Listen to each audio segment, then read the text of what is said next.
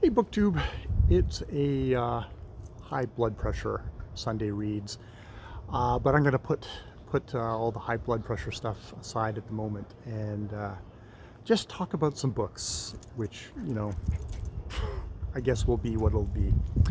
Right, Theo? Theo's uh, luxuriating and slightly cooking in the sun and all of my body heat, but isn't barking at the neighbors if he's sitting in my lap, which is also good. So what have I been reading this week? I've been continuing to read. I'm going to try and make this a more condensed version of Sunday Reads. I've been continuing to read Gulliver's Travel. Did part 2, Voyage to Brobdingnag, which continues Swift's real deconstruction, satiric takedown of European English British society of the era of 1727 it was published, but also just of humans in general. In here, at one point, he offers to the giant, because the Brobdingnags are just giants, and he is the tiny one now, instead of him amongst the Lilliputians, where he was the giant. He offers to give this very enlightened kind of reason king the secrets of gunpowder, where he says, "Wow, it's awesome. You can fire guns and cannons and cause such havoc. You can become the absolute tyrant." And he says this quite gleefully and helpfully, and the king quite rightly hears this and says, "No, I'm not interested. You will not tell anyone else this. This is so much horror that you're talking about unleashing. I cannot believe that you would say such a thing." And Gulliver also throughout this section talks about the government and the religion and the pastimes and just the social order of his country, and how much he says, "I'm a great patriot. I tried to make things as completely as rosy as possible." At which point the king looks at him and goes, "It's like, wow, this is such a group of the kind of the worst, foulest kind of vermin that he has ever seen." He's horrified by this description of society, and just of how corrupt and brutal and terrible all you tiny little creatures are. Which is like, wow, this is truly the outsider kind of looking down on human society and judging and exposing it for the terrible place it is, in that kind of very kind of dark view of humanity. So needless to say, I'm really enjoying it, and I'm also enjoying how Gulliver himself gets screwed up by this experience, how his proportions are all messed up when he comes back, how he's had 2 years of living amongst these giants and having to scream all the time, and he tells the ship captain who fishes him out of the ocean in his little chest at the end of the thing at the end the ship captain's like, "Why are you screaming everything?" And it's like, oh, it's because his voice has sort of gotten stuck in that register, and his voice has got stuck in that register. And when he goes to hug his wife, he crouches down and he hugs her knees, because he thinks like, these are such tiny people. I have to get down so low. These experiences are messing up Gulliver, making him a foreigner in his own country, which is quite cool. It's not really a novel, and it doesn't have them kind of novelistic things. It's interesting. There's dialogue in quotes, but it's not really dialogue. It's just a continuation of the general narrative. But he's put quotes around it because this is apparently the captain speaking, but it's not really dialogue, is like you would think in a kind of a modern sense is dialogue. So that's interesting. Like, you can say like, oh, this is kind of pre conventions of reproducing dialogue. It's like, no, dialogue is not getting reproduced. It's very kind of essayistic, as well as being a satire just all the really popular travel literatures of the time, and of stuff like I think Robinson Crusoe might be after this. I can't remember, but that this it's interesting because we had I can't help but go long. I had Don Quixote, which was very much Cervantes' satiric look on one very kind of low level of all the chivalry romances, and his takeoff on that. And Gulliver's Travel is very much a takeoff on all the explorer accounts that were coming in with lots of tall tales and fantastical things that were extremely popular in society at the time, and it's sort of his satire on that, which also is reflecting kind of the imperialist kind of aims of gobbling up the planet that the English Empire was going to be doing. And indeed, there was a sort of a political fight in England at that time over whether we're going to do this or not, and people for this and against this. Swift being of the side very much against this sort of stuff. So I can't help but go on for a long time on stuff like that.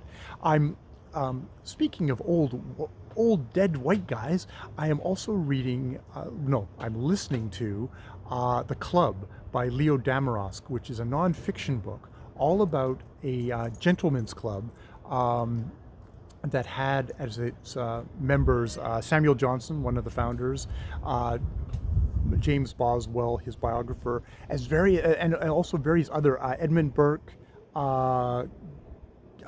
something Garrick, the great actor, probably big famous thing of the time, Joshua Reynolds, the painter, and many others, and using this club as kind of a nexus point at which to kind of like really just like explore all these people. And it's really a fascinating book. Stuff about Shakespeare in there, stuff about kind of government in there. This is the time where it's like this is the nexus point of, you get the French Revolution, the American Revolution, you get Rousseau, the Rights of Man. It's this nexus point where you go like, oh, this is where what would messily, bloodily on one side turn into democracies, and the reaction of kind of the upper level of English society to that. Burke being very much a gradualist, but also someone very much believing that the few should govern the many, but also getting kind of viewpoints from people like Samuel Johnson, from Boswell, who is not coming off very well in any of this. He is he's a great biographer. I've read his The Life of Johnson, his great biography of Samuel Johnson, probably the primary reason that a bozo like me knows about Samuel Johnson today. Samuel Johnson being the first, making the first kind of great English dictionary, releasing kind of critical works and the works of Shakespeare. A big guy, but maybe somebody who would be a little bit too esoteric for a bozo like me if it wasn't for the fact that one of the first great biographies written in the English language was Samuel Johnson's. Was on Samuel Johnson by James Boswell, but Boswell himself is fairly terrible character, terrible, venereal-ridden, egomaniac, also very agreeable fellow for a club, and was firmly attached to Samuel Johnson. At least he made something of that. If you'd never written this biography and you knew the story, you would just think he's just a kind of a inconsequential hanger-on in a lot of ways.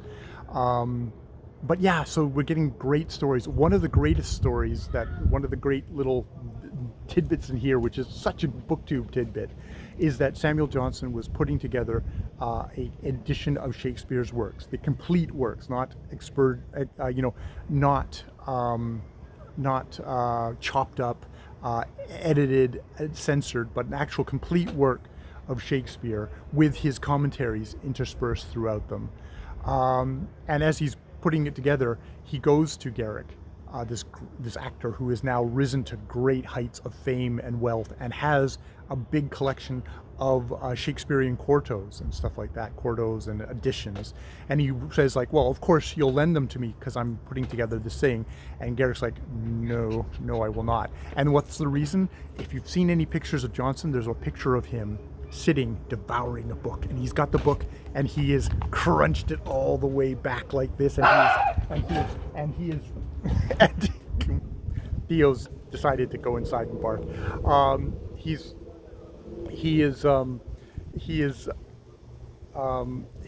like you'll of course you'll it's like Johnson is horribly hard on books, and Garrick's is like, there's no way I'm lending you my books, you will destroy them. And that apparently really displeased Johnson, which to me is that is a moment where it's like, as one bookish person to these people far back in history, it's like, oh yeah, there's that friend who's going to destroy your book. It's like, no, that's a book that I want to keep for like all time. If it's like, a great collection of Shakespeare stuff, like, which I probably fairly rare at the time as well. It's like, there's no way I'm going to give that to you to destroy. No way. So that I thought was just such a, like, one of these like human moments where you go, oh yeah, that friend. I think of bookish people on BookTube who say like, yeah, you never lend me a book because I would just destroy it. I mean, God, I read my books in the bath, I write in them, I do stuff, but they're my books. I would never borrow a book from somebody else because I would want to do that stuff to them and I wouldn't be able to. So yeah, that was great.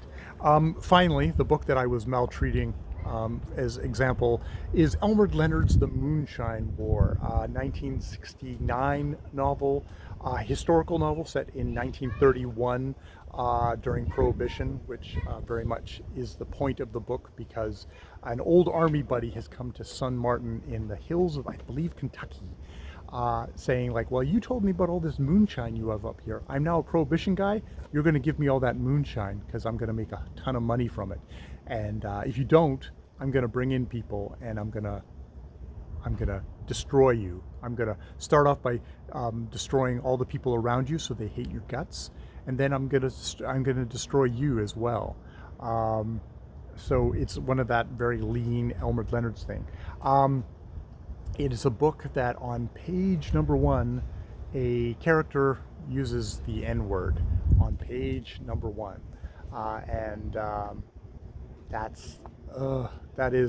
It's one of those old little kicks in the teeth. And I mean, it's like Elmer Leonard. He is writing about horribly nasty people doing horribly nasty stuff.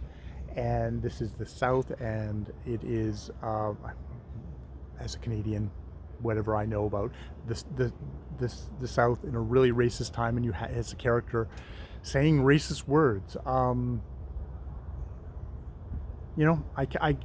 for me, I didn't like it. It made me uncomfortable. I'm still reading it. I'm about halfway through.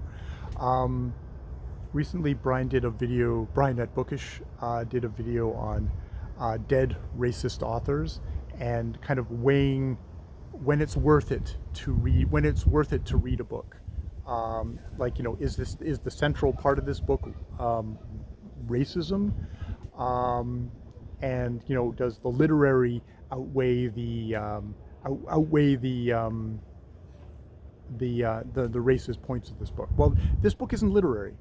It is an entertainment. And does that mean all entertainments that have racist characters in them should be expunged? I guess it depends on how seriously you take your entertainment. I think I take my entertainments very seriously. I think that while this doesn't have might not be considered literary fiction, it's fiction that very much illuminates, is still is illuminating. I find the casual fun literature can say as much about a culture as the literature high lit can say about the culture. I mean, Elmer Leonard is now high enough status that he might actually be considered crossing over into that. But you know, so I'm continuing to read it because I do find value in that. I'm you know, obviously I I'm gonna let whoever I'm, you know, hopefully it's a service if that's not your thing, then it's a public service announcement. You know, this is not the Elmer Leonard for you. That he has characters, I think, historically appropriately, using the language that they would use at that point. You know, and I think you're supposed to react negatively against that character because of them using that language. Another character also uses that language later on in the novel too. I think it was probably especially jarring because it was on the first page. So when this character says these words, you're like, shit, I don't even know where I am in the novel, and we're already using that kind of language, and I don't know if this is going to turn out to be the hero of the novel or one of the heroic sidekicks, or if this is going to be a villain, and do I need those things as neatly drawn as that? You know, it's probably a good guess that the majority of white characters at this point in American history were racist. You know, that widespread spread prejudice against black people was universal. That if you come across a couple of white characters in a movie of this era, you can just assume that even if they're not being racist in this scene, there probably are everywhere else. It's just you haven't stumbled upon that yet. So yeah, you know, I think it's always going to be an ongoing negotiation, and I might change my mind, might get to the end of the novel and change my mind about whether where this is at. All right, the phone is ringing.